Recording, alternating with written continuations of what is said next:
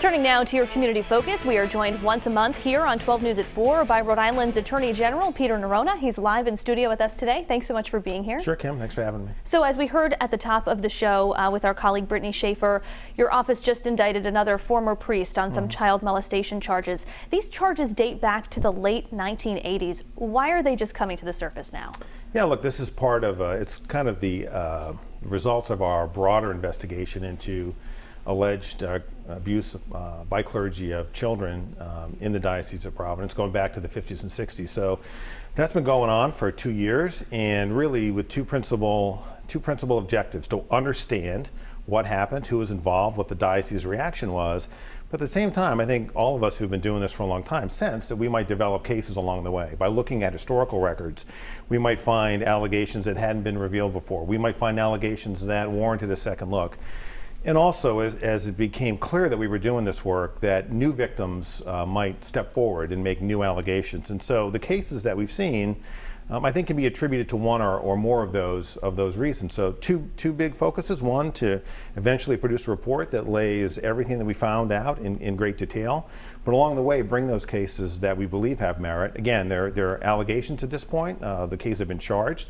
The defendants have a right to a trial and the presumption of innocence, but we're prepared to go forward. I want to pivot to another big story that we've been covering out of North Kingstown. Your office is investigating former basketball coach Aaron Thomas after allegations surfaced that he had inappropriate interactions with underage student athletes. I wanted to ask you, is your review focused solely on Thomas, or is everything under the microscope, including the actions or inactions of the school department when they were notified of the allegations against him? Yeah, look, there's nothing off the table in the context of the investigation. Obviously, the principal focus is on whether children were victimized in a way that implicates Rhode Island criminal statutes. So there's no sort of limits on any investigation that we do. You know, the first step is always to figure out what the facts are. That involves a lot of interviews potentially here, and then we'll take it forward from there. Can you talk about any of the particular statutes that you're looking at in this investigation? Yeah, well, look, just to put this in context, this is work that we do all the time. Unfortunately, in the state of Rhode Island, we charged in the last 5 years over 500 cases involving sexual assaults on children. So this is not work that's new to the office. We have 10 lawyers that work these cases full-time in the office. So what you always start with is understanding how children were victimized, what the allegations are. If there are allegations made by a child, try to corroborate that to the extent we can. Take into account any statute of limitations that may be implicated by sort of conduct or allegations that are quite old. And at the end of the day, sort of sit down with those facts and understand what the law is. We know what the potential charges are, and then see whether or not we have a case to be made. And eventually determine whether or not this is a matter which should be presented to a grand jury, or it's something we can charge without the use of the grand jury. The North Kingstown police had previously said that Thomas's actions did not rise to criminal charges, and some have now called on another agency to investigate, like the state police, because there are some concerns that maybe the local police department is not independent enough. Was that discussed at all? No, I have full confidence in the North Kingstown Police Department. And look, I talk to Colonel Manny all the time, 3-4 times a week. He's already offered to the North Kingstown Police Department the assistance of the state police that they needed. There's no doubt in my mind that if I decide or determine that we need additional assistance, investigative support, then we'll get it. Look, there may be digital evidence here where the state police are uniquely suited to sort of review that evidence. But I have every confidence in the North Kingstown Police Department. I have confidence, of course, in our own lawyers who do this work, as I mentioned, all the time. And we'll get to the bottom of what happened here and then decide any appropriate action. And will the public be made aware of your findings? Yeah, look, of course. I mean, I think a lot of it depends on where we end up, right? Again, we've talked about this a lot, Kim, here and in other contexts.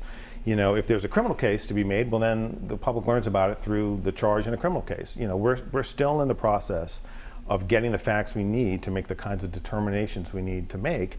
And I don't want to get ahead of where we are. There's a lot of work to be done. There are obviously, from your own reporting, there are lots of there are lots of children or former, now adults, but back then children, who made allegations. They need to be interviewed. Members of the school administration and teachers and coaches need to be interviewed. So there's a lot of work to be done.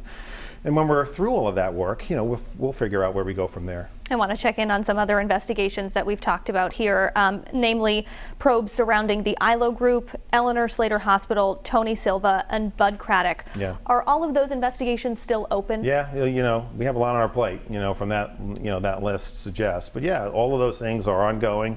In those matters, at least in the investigations, 3 of the investigations you mentioned, the state police have been a great partner with us.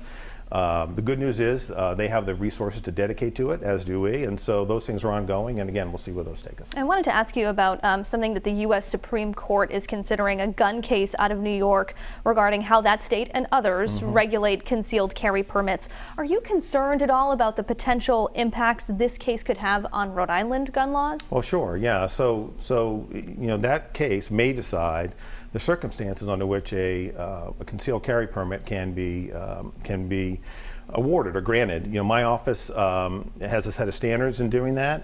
State and local police have a standard in doing that.